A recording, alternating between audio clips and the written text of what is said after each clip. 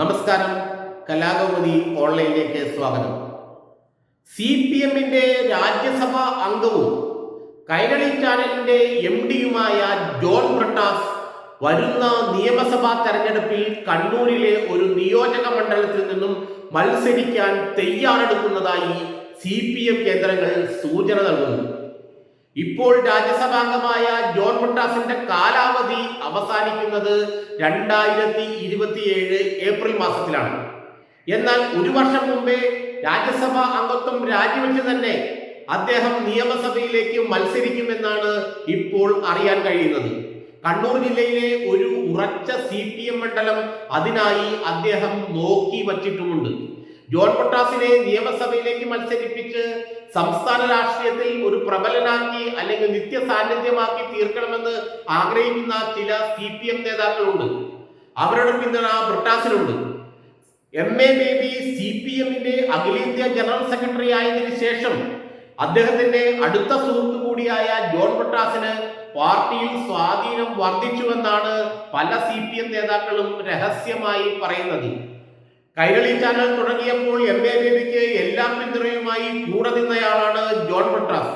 അതോടൊപ്പം തന്നെ അദ്ദേഹം പിണറായി വിജയന്റെ അടുത്തയാളായി മാറുകയും ചെയ്തു. അങ്ങനെയാണ് രാജ്യസഭയിലെത്തിയത്. ഇപ്പോൾ കണ്ണൂർ ജില്ലയിൽ CPM-ന് എടുത്തു കാണിക്കാൻ പറ്റിയ ക്രൈസ്തവ നേതാക്കൾ ആരുമില്ല എന്നതാണ് സത്യം. ജെയിംസ് മാത്യു ഇപ്പോൾ പാർട്ടിയിൽ നിന്നും അവധിയെടുത്ത് മാറി നിൽക്കുകയാണ്. അദ്ദേഹം തളിപ്പറമ്പിൽ നിന്നുള്ള MLA-യും CPM-ന്റെ കണ്ണൂർ ജില്ലയിലെ പ്രമുഖ നേതാവുമായിരുന്നു. എന്നാൽ ജെയിംസ് മാത്യു പാർട്ടിയിൽ നിന്ന് മാറി നിൽക്കുന്നത് കൊണ്ട് ക്രൈസ്തവ മുഖങ്ങളാരും കണ്ണൂർ ജില്ലയിൽ ഇല്ല എന്നത് പാർട്ടിയുടെ ഒരു ദുസ്ഥിതി തന്നെയാണ്. അത് പരിഹരിക്കാൻ കൂടിയാണ് ജോൺ ബ്രിട്ടാസിനെ രംഗത്തിറക്കുന്നതെന്നാണ് സൂചന. അതുകൊണ്ട് തന്നെ കണ്ണൂരിലെ CPM-ന്റെ ഒരു ഉറച്ച മണ്ഡലത്തിൽ നിന്നും ജോൺ ബ്രിട്ടാസ് 2026 നിയമസഭയിലേക്ക് മത്സരിക്കുമെന്ന സൂചന ഇപ്പോൾ തന്നെ CPM കേന്ദ്രങ്ങൾ നൽകി കഴിഞ്ഞു. MV നികേഷ് കുമാറിനെ പോലെ ജോൺ ബ്രിട്ടാസിനെയും നിയമസഭയിൽ എത്തിച്ച് CPM-ന്റെ യുവനിരയ്ക്ക് താരനിരയ്ക്ക് പുതിയൊരു മുഖം നൽകാനാണ് പാർട്ടി ശ്രമിക്കുന്നത് അത്രേ. ഏതായാലും ജോൺ ബ്രിട്ടാസ് കേരള രാഷ്ട്രീയത്തിൽ കൂടുതൽ ശ്രദ്ധിക്കാൻ തുടങ്ങിയെന്നാണ് സൂചന.